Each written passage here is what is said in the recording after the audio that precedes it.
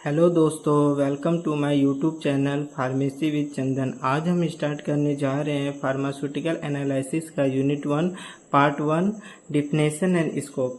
ठीक है, तो हम लोग जो है देखेंगे कि डिफिनेशन एंड स्कोप क्या होता है। फिर हम लोग नेक्स्ट लेक्चर में देखेंगे different techniques of the analysis क्या होता है। ठीक है, तो हम लोग जो है अब देखते हैं डिफिनेशन क्या होता है। डिफिनेशन जो होता है कि हम लोग का फार्मास्यूटिकल एनालिसिस क्यों पढ़ते हैं, इसलिए पढ़ते हैं कि कोई भी ड्रग का आइडेंटिफिकेशन हो, डिटर्मिनेशन होता है, हम लोग का प्योरिटी चेक करते हैं। ठीक है, तो इसमें से हम लोग देखते हैं क्या होता है।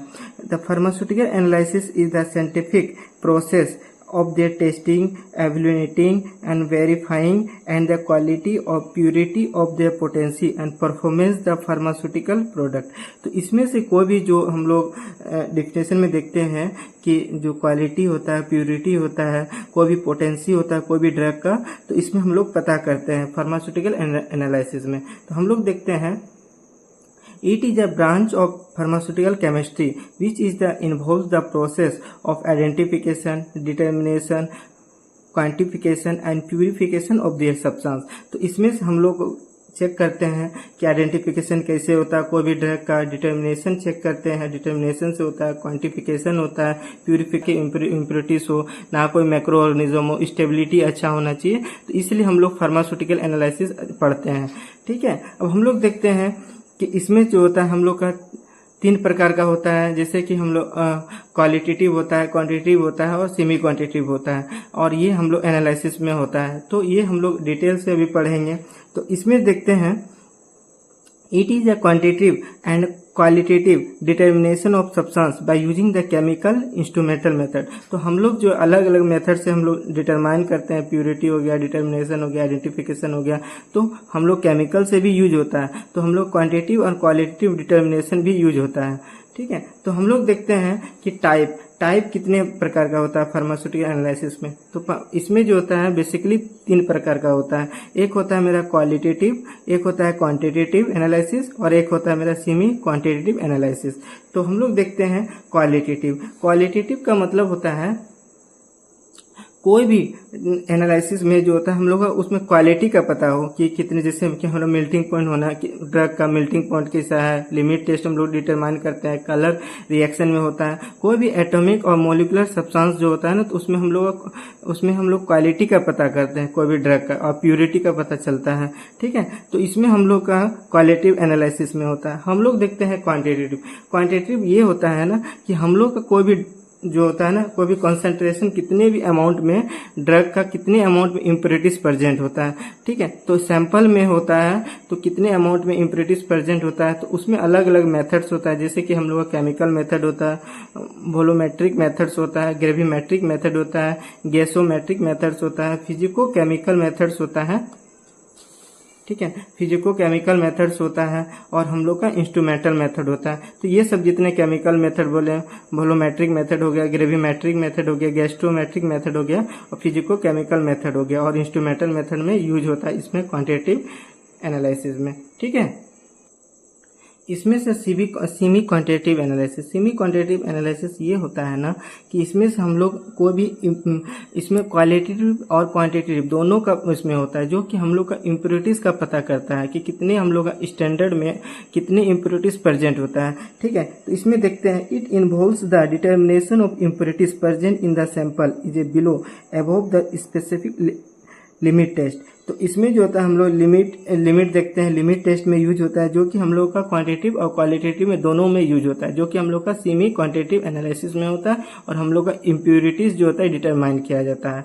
अब हम लोग देखते हैं कि स्कोप ऑफ फार्मास्यूटिकल एनालिसिस, इसमें क्या होता है। फार्मास्यूटिकल एनालिसिस में बहुत सारे होते हैं, जैसे कि हम लोग का क्वालिटेटिव कंट्रोल होता है, इसमें ड्रग डेवलपमेंट होता है, स्टेबिलिटी टेस्टिंग होता है, प्योरिटी प्रोफिलिंग होता है, मेथड एंड डेवलपमेंट वैलिडेशन होता है, इन फूड इंडस्ट्री में यूज होता है, examination of soil and rocks होता है। तो हम लोग जो होता है वन डिटेल से देखते हैं कि क्या होता है हम लोग क्वालिटी कंट्रोल, ड्रग डेवलपमेंट। तो हम लोग चलिए देखते हैं। ठीक है, और हम लोग देखते हैं क्वालिटी कंट्रोल वो होता है ना कि हम लोग का इसमें से क्वालिटी का पता करता है, कोई भी ड्रग का जो होता है ना कितने अमाउंट में क्वालिटी कैसा है। ठीक है, प्यूरिटी किस तरह है, स्टेबिलिटी और कैसा है। तो इसमें जो होता है हम लोग का क्वालिटी कंट्रोल में पता करता है, और ये जरूरी भी है। यदि नहीं होगा तो हम लोग का ड्रग जो होता है हम लोग का अच्छे से नहीं, मतलब अच्छे नहीं रहेगा। तो उसमें क्या होता है हम लोग का टॉक्सिसिटी भी हो सकता है। तो ये क्वालिटी कंट्रोल होना जरूरी होता है।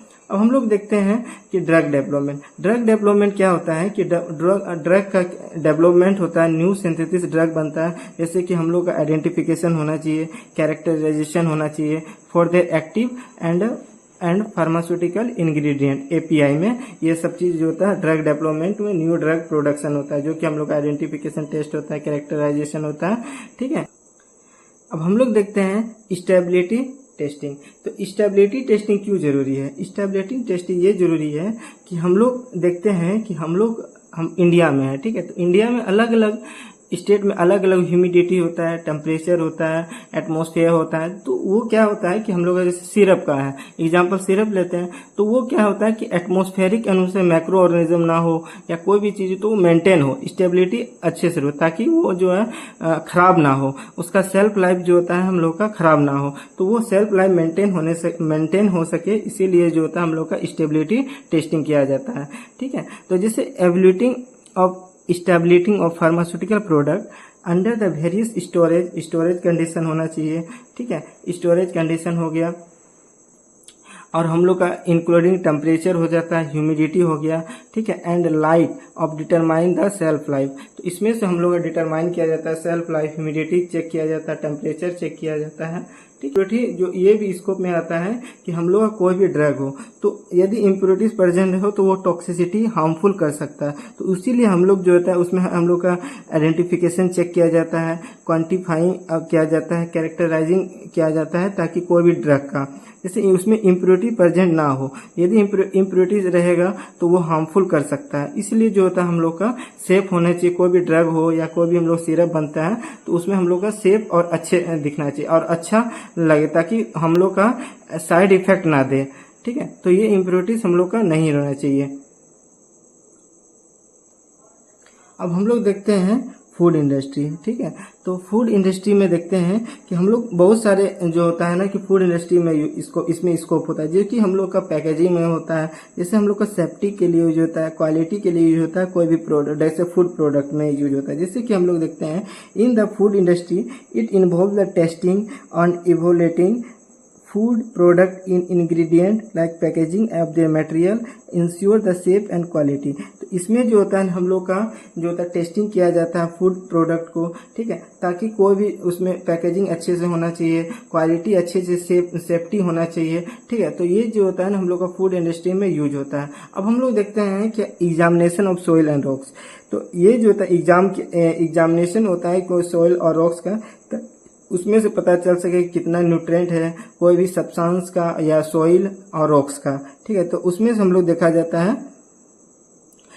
न्यूट्रिएंट। जैसे soil and rocks and the pharmaceutical analysis it involves testing, evaluating and the presence of contamination of nutrient and their other substance in the soil and rocks। तो इसमें से पता किया जाता है कि कितने न्यूट्रिएंट है, क्या है, नहीं है। तो ये चीज़ examination of soil and rocks में होता है। और फिर हम लोग देखेंगे डिफरेंट टेक्निक नेक्स्ट लेक्चर में। ठीक है, thank you, have a nice day. यदि आप लोग का वीडियो अच्छा लगे तो लाइक और सब्सक्राइब कर दीजिए।